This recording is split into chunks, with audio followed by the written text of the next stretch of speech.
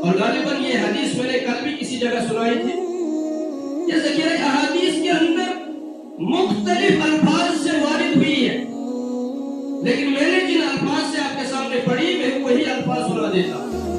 انس بن مالک بیان فرماتے ہیں رضی اللہ تعالیٰ عنہ، اللہ کے نبی صلی اللہ علیہ وسلم نے فرمایا من احب ان یمد لہ فی عمرہ، جس شخص کو یہ چیز پسند ہے کہ اس کی عمر کے اندر اضافہ کیا جائے، اس کی عمر کو بڑھایا جائے. ہم جو اصل مدینہ چاہتے ہیں کسی عمر کا سن برکت، عمر کسی کا سن برکت جو چاہتے گا سارے سے سمجھا، لیکن عمر کے اندر اضافے کا مطلب برکت ہی ہے. اگر 60 سال مقرر ہے لیکن ان 60 سالوں کے اندر اللہ رب العالمین برکت عطا کرے گا. ایمد لہ فی عمرہ، تو جس شخص کو یہ تمنا ہو، آرزو ہو، یہ چاہتا ہو کہ اللہ رب العالمین اس کی عمر میں اضافہ کرے، اس کی عمر کو بڑھا دے، وَيُزَادُ لَهُ فِي رِزْقِهِ، نکتہ سمجھے. اور جو شخص چاہتا ہے، پسند کرتا ہے کہ اللہ اس کی روزی میں برکت عطا کرے.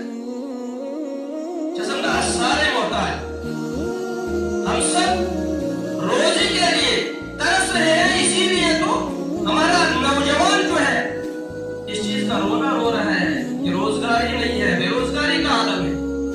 باقی جی اللہ رب العالمین نوجوانوں کو روزگار عطا کرے، حلال روزی عطا کرے، لیکن اس روزی کے اندر برکت.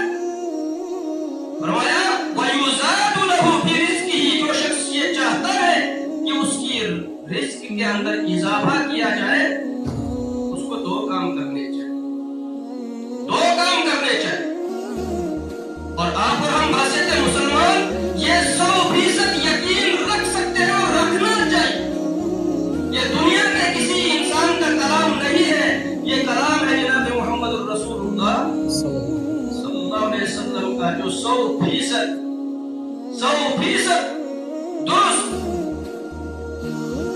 لیکن اگر ہمیں اس حدیث کے مطابق اپنی زندگی ڈھالنے آ جائے یا اس میں کمی رہ جائے وہ الگ بات.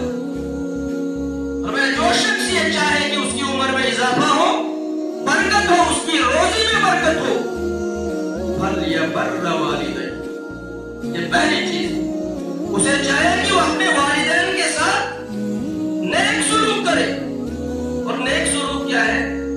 معروف کاموں میں ان کی اطاعت کرنا، ان کی عزت کرنا، ان کا اکرام کرنا، اور جب وہ بزرگ ہو جائے، آپ کے سہارے کے محتاج ہو جائے، ان کو سہارا دینا. اور جب تک زندہ ہے ان کے لیے دعائیں کرتے رہنا، جب اس دنیا سے چلے جائے پھر بھی ان کے ساتھ اپنی دعاؤں میں ان کو شریک رکھنا. فَلْيَبَرَّ وَالِدَيْهِ، وہ آدمی کو چاہے کہ وہ اپنے والدین کے ساتھ اچھا سلوک کرے. اور دوسری چیز کیا ہے؟ وَلْيَصِلْ رَحِمَهُ، وَلْيَصِلْ رَحِمَهُ، صلہ رحمی کرے. صلہ رحمی آپس میں ماں باپ بیٹے کے تعلقات، رشتہ داری اور ہمسائے کے تعلقات، اور اسی طرح جتنے بھی رحم کے رشتے ہیں ان کو جوڑے رکھنے کی کوشش کرے، اس لیے کہ جوڑنے والا اللہ رب العالمین کو پسند ہے. اور یہاں ضمناً بات عرض کر دوں کہ اللہ کے نبی صلی اللہ علیہ وسلم نے فرمایا دو ایسے گناہ جن گناہوں کی سزا ایک انسان کو دنیا کے اندر موت سے پہلے مل جائے. اور دونوں گناہوں میں سے ایک حدیث میں صلہ رحمی کا بھی ذکر ہے اور ایک حدیث میں ہے الباغی و حقوق الوالدین. ظالم جس نے ناحق کسی کو ستایا ہوگا تب تک اسے موت نہیں آئے گی جب تک نہ اس گناہ کا بدلہ، اس گناہ کی سزا اس کو موت سے پہلے دنیا میں ملے گی. اور آخرت کے اندر جو سزا اس کو مقرر ہے اس کو اللہ نے مؤخر کر کے رکھا ہے، وہ ملے. لیکن موت سے پہلے دنیا کے اندر اس گناہ کا بدلہ اس کو ملے گا، سزا ملے گی. اور دوسرا گناہ ہے والدین کی نافرمانی، حقوق الوالدین. اگر ہم اپنے والدین کی خدمت کرتے ہیں، ہم یہ نہ سمجھے کہ ہم نے حق ادا کر دیا، ہم نے حق ادا کر دیا. انہیں اپنی دعاؤں میں یاد رکھے، ان کے ساتھ اس نے سلوک کرے. میں ایک حدیث پڑھ رہا تھا جس کی سند بہت کمزور ہے. ہم نے بہت آسان سمجھ رکھا ہے اگر کوئی شخص بڑے اچھے انداز سے بڑی خوشی سے اپنے والدین کے چہرے کی زیارت کرے اس کو مقبول حج کا ثواب ملے گا. لوگوں نے پوچھا کہ اگر دن میں 100 مرتبہ پھر بھی کہا 100 مقبول حج کا اس کو ثواب ملے گا. یہ اتنا آسان کام نہیں. حج جو ہے ایک مقبول عبادت ہے بلکہ آپ اور ہم ایسا کام کریں جس کام سے ہمارے والدین ہم سے راضی ہو. پہلے میں نے کہا کہ اطاعت معروف کاموں میں جہاں منکر کام کا حکم آئے گا شریعت نے آپ کو اجازت دی ہے. کیا فرمایا؟ وَإِن جَاهَدَاكَ عَلَىٰ أَن تُشْرِكَ بِي مَا لَيْسَ لَكَ بِهِ عِلْمٌ فَلَا تُطِعْهُمَا. اگر وہ اللہ رب العالمین کے ساتھ شرک یعنی بغاوت کے لیے تمہیں حکم دے شریعت نے تمہیں اختیار دیا ہے کہ یہ حکم آپ ان کا نہیں مان سکتے. لیکن فرمایا وَصَاحِبْهُمَا فِي الدُّنْيَا مَعْرُوفًا. دنیاوی تعلقات سے ماں باپ کے جو حقوق ہے ان کا خیال رکھنا آپ کی ذمہ داری ہے. وہ پتا چلا کہ اگر کسی کے گھر میں مشرک والدین بھی ہے ان کے ساتھ برابر حسن سلوک کا برتاؤ روا رکھنا یہ شریعت کا حکم ہے. یہ کہ شرک کا حکم نہیں مانا جائے گا. باقی تمام معاملات میں ان کے ساتھ حسن سلوک کیا جائے گا. تو ہم یہ نہ سمجھے کہ ہم اپنے والدین کو کھلاتے ہیں پلاتے ہیں پہناتے ہم نے حق ادا کر دیا. مجھے ایک واقعہ یاد آیا. اس واقعہ کو امام بیہقی نے شعب الایمان کے اندر بھی نقل کیا ہے. امام مروزی رحمہ اللہ نے بھی اس کو نقل کیا ہے اور ابن ابی الدنیا نے بھی اس کو اخلاق کے باب میں جو ہے وہ نقل کیا ہے. واقعہ اس طرح سے کہ ایک شخص یمن سے اپنی والدہ کو حج کرنے کے لیے لے آئے. یمن سے حج کرنے کے لیے کہاں جاتے ہیں؟ مکہ جہاں بیت اللہ ہے. اور یمن سے مکہ تک جو فاصلہ ہے یہ قریباً 650 میل ہے. اور اگر اس کو کلومیٹرز میں کنورٹ کریں گے تو یہ کم سے کم 1000 سے زیادہ کلومیٹر.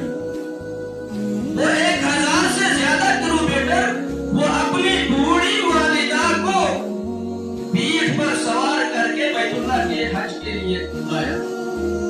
اور اس وقت حج پر مشہور صحابی حضرت عبداللہ ابن عمر رضی اللہ تعالی عنہما بھی امیر حج تھے. وہ بھی حج پر تھے بیٹھے ہوئے تھے. اس دوران دیکھا کہ ایک شخص طواف کر رہا ہے اس کی پیٹھ پر ایک خاتون ہے اور وہ اپنی زبان سے کچھ اشعار پڑھ رہا. انی لہا بعیرها المذلل ان غزرت رکابها لم غزری.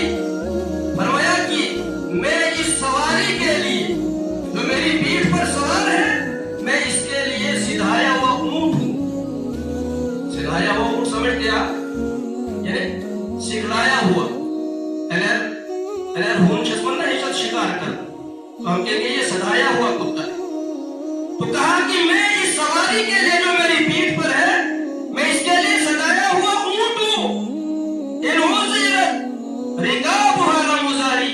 فرمایا اگر اس کے سواروں کو ڈرایا جائے خوف زدہ کیا جائے لم غزری میں خوف زدہ ہونے والا نہیں ہوں. عبداللہ ابن عمر نے کہا کہ یہ کون عجیب باتیں کر رہا ہے. دوران طواف اس کو ذرا پکڑ کر لو. اور جب پکڑ کے لایا اس نے سمجھا کہ میں آج صحابی رسول عبداللہ ابن عمر کے پاس اپنا یہ بیان جاری کر کے بہت اونچا مقام حاصل کروں گا.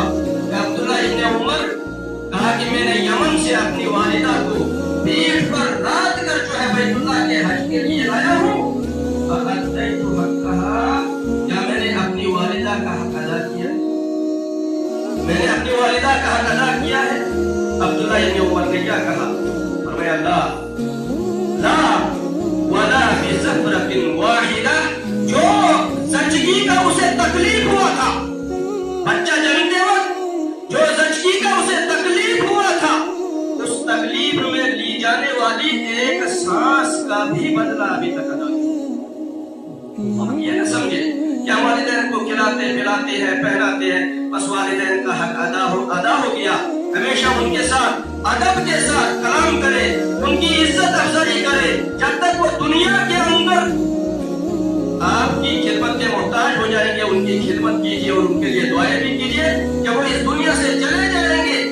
के बाद भी उनको अपनी दुआओं में याद रखें। इतना ही नहीं बल्कि वालिदैन के जो दोस्त और अहबाब होंगे वह वालिदैन की वफात के बाद उनके साथ सिला रहमी इख्तियार किया जाए, ये भी शरीयत इस्लामिया का एक हुक्म है।